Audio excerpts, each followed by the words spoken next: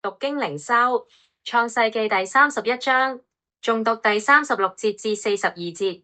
於是雅各發怒，斥責拉班。雅各對拉班說：我有什麼過犯，有什麼罪惡，你竟這樣火速地追我？你搜遍了我一切的物件，你找到什麼呢？可以放在你我弟兄面前，叫他們在我們兩個之間評評理。我在你那裏這20年，你的母綿羊、母山羊沒有掉過胎，你羊群中的公綿羊，我沒有吃過，被野獸撕裂的，我沒有帶來給你，是我自己賠償的。無論是白日被偷的，或是黑夜被偷的，你都從我手中殺取。我常常白日受盡炎熱，黑夜受盡寒霜，不得合眼入睡。我這20年在你家裏，為你兩個女兒服侍了你14年，為你的羊群服侍了你6年，你卻10次更改我的工資。若不是我父親以撒所敬畏的上帝，就是亞伯拉罕的上帝與我同在，你如今必定打發我空手而去。上帝看見我的苦情和我手的辛勞，就在昨夜責備了你。當我哋睇到雅各要返迦南時，我會諗起我哋要離開一個住咗幾十年嘅地方去另一度。最似嘅係我哋係離開熟悉嘅香港，唔一樣嘅係雅各返去見兄弟，返去從前神所賜嘅應許之地。我哋都會諗我哋幾時可以同雅各一樣返去我哋熟悉嘅香港。睇到雅各話要返迦南，其實唔係一件容易嘅事，因為嗰度有一個等待佢揾佢算賬嘅兄弟以掃。但唔同嘅係，佢已經由一個年輕人變成中年人，佢有自己嘅羊群、牛群、財富同家人。創世記31章，依段講雅各終於起行，當然亦係同拉班一家講分手嘅段落。雅各好似參加咗一場長跑，去到另一個人生嘅轉捩點。雅各講述自己對拉班一家嘅盡忠，但仍然有辛酸。我哋睇過早前嘅段落，我認為雅各從遇見神，神多番守護佢，得到神嘅眷顧，使佢信心堅定。但係雅各踏上回家之路，必須有更大嘅勇氣，必須有更高嘅屬靈階段，否則佢唔能夠走，亦走唔成。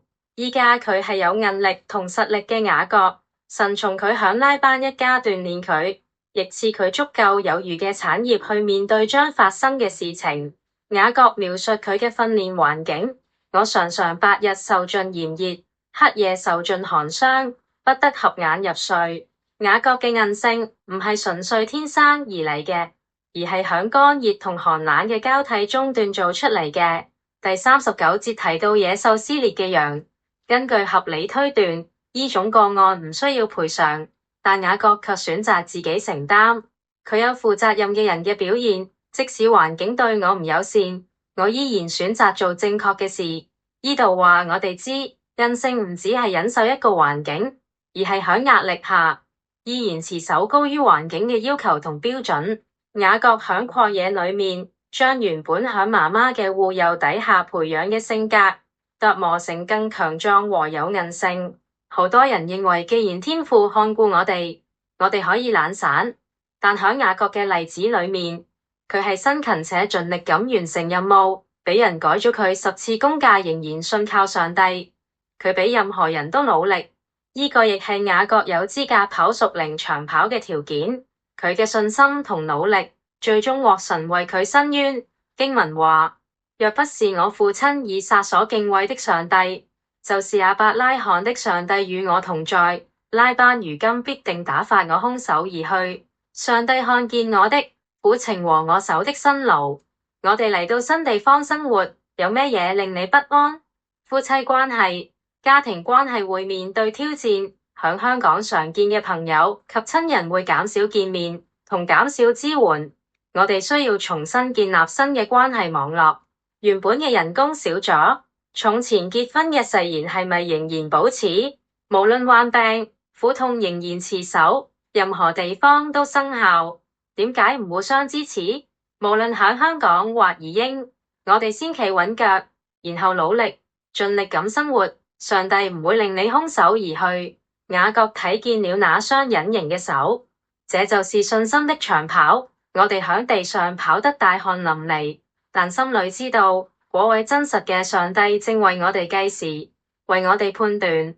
雅各深刻體會到，雖然人會想讓你空手而回，但神嘅心意係要讓你滿載而歸。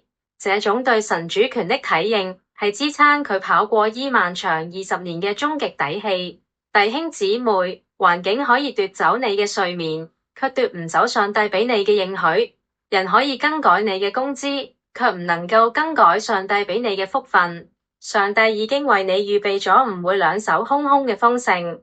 親愛嘅天父，感謝你透過雅各嘅生命激勵我哋。